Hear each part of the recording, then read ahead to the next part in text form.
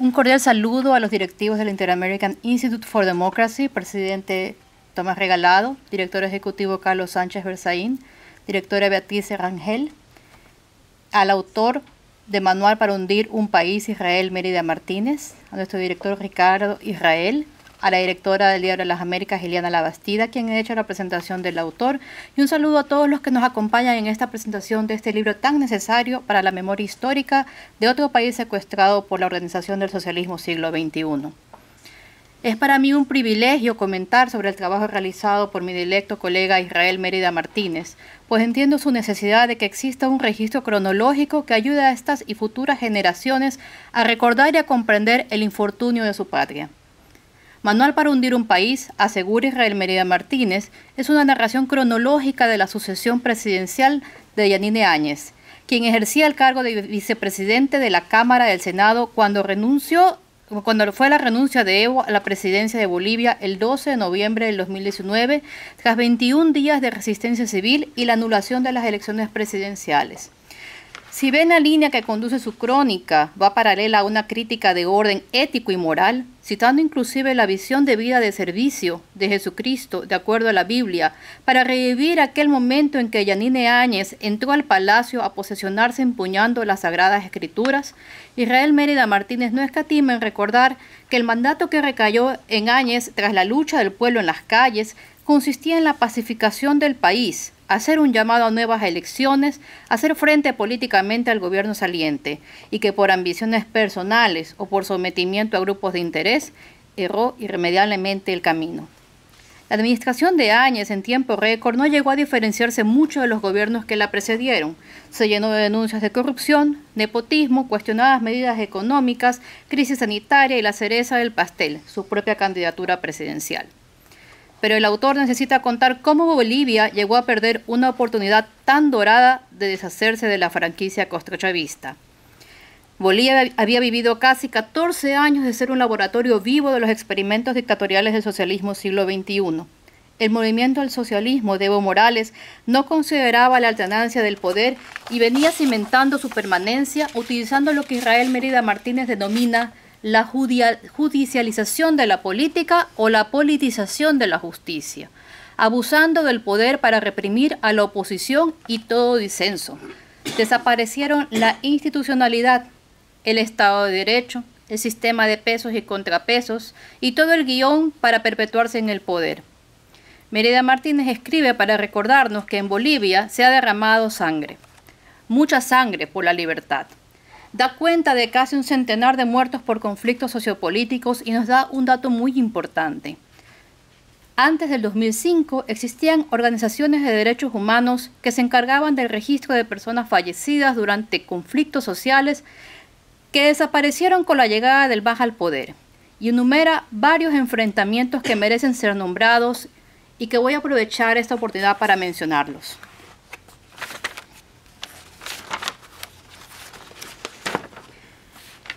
Año 2006. El enfrentamiento entre mineros, asalariados y cooperativistas en Huanuni dejó 12 muertos y 60 heridos. Año 2007. La Calancha en Sucre. Exigían la restitución de la capitalía plena. El saldo, 3 muertos y 130 heridos. Año 2008. El Porvenir Pando, con un saldo de 13 muertos, 53 heridos, más de 30 detenidos. Año 2009. El caso del Hotel Las Américas en Santa Cruz, 3 muertos.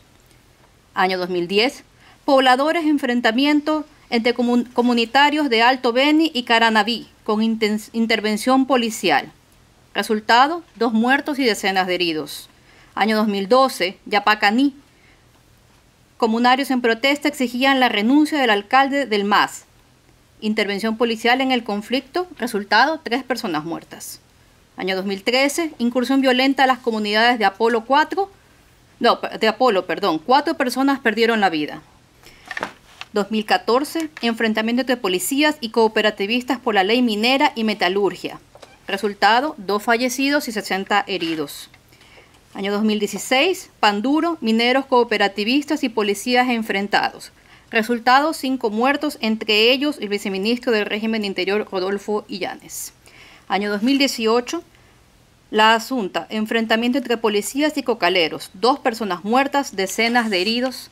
Y en el año 2019, tras la elección presidencial, las denuncias de fraude electoral y los 21 días de resistencia ciudadana, el país lamentó 30 fallecidos y más de 200 heridos.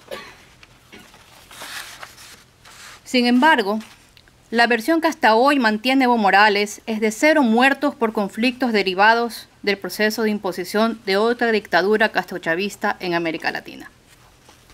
Otro capítulo histórico que ha debido quedar registrado es el referéndum constitucional del 21 de febrero de 2016, en el que Bolivia dijo no a la reelección presidencial de Evo Morales, el que sería su 4º mandato y que, sin embargo, contrario a la decisión del pueblo boliviano, y tras un fallo de la Corte Constitucional que reconoció su derecho humano a ser candidato presidencial, volvió a postularse. Y Bolivia volvió a salir a las calles. Y Bolivia salió también a las urnas. Y cuando el dictador vio que con el 83% de votos contabilizados que debería ir a una segunda vuelta, se anunció que el sistema de transmisión rápida de resultados se había paralizado. La conmoción dentro y fuera de Bolivia fue determinante.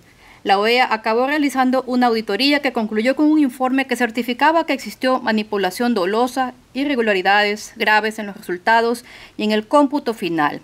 En buen español, fraude. Evo Morales no había perdido solamente el respaldo del pueblo boliviano. A las imágenes que no podían ser nunca borradas de la memoria de la fuerza pública respaldando al pueblo en las calles, se reforzó con la carta de los oficiales subalternos de las Fuerzas Armadas recordando a Evo Morales la constitución política del Estado. Evo Morales había perdido el respaldo de la policía y de las Fuerzas Armadas. El 12 de noviembre, tras 21 días de paralizaciones, Evo Morales renunció a la presidencia y viajó a México. Desde allá habría realizado llamadas al dirigente cocalero Faustino Yucra Yarwi, que fueron confirmadas por el Instituto de Investigaciones Técnico-Científicas de la Universidad de la Policía. Evo Morales se fue condenado por Estados Unidos, la Unión Europea, Argentina, Brasil y Gran Bretaña, pero especialmente por una sociedad civil valiente y decidida que, a pesar de la violencia de quienes intentaron dinamitar reservas de hidrocarburos líquidos y una treintena de muertos, quemas de casas, incendio de 64 buses públicos, le volvió a decir no a Evo Morales. El autor realiza su justificada crítica a la gestión de Yanine Áñez de manera implacable. Salir de Evo Morales no había sido nada fácil y era su deber enrumbar a Bolivia por la senda de la libertad y la democracia. Entre las debilidades de Áñez considera el haber cambiado de ministros como haber cambiado de calcetines. En un año, Áñez juramentó 34 jefes de cartera y realizó 17 cambios, acabando su gobierno con apenas 7 ministros del gabinete original. Enfatiza en la poca presencia de los profesionales provenientes del movimiento cívico y ciudadano que propiciaron la renuncia de Evo Morales. Es crítico de su política internacional como la de comunicación, en la que se crea frentes con corresponsales internacionales, medios de comunicación y la práctica de ciberpatrullaje en las redes sociales durante la pandemia, con amenazas de 10 años de prisión a quienes consideraban que desinformaran sobre el COVID-19.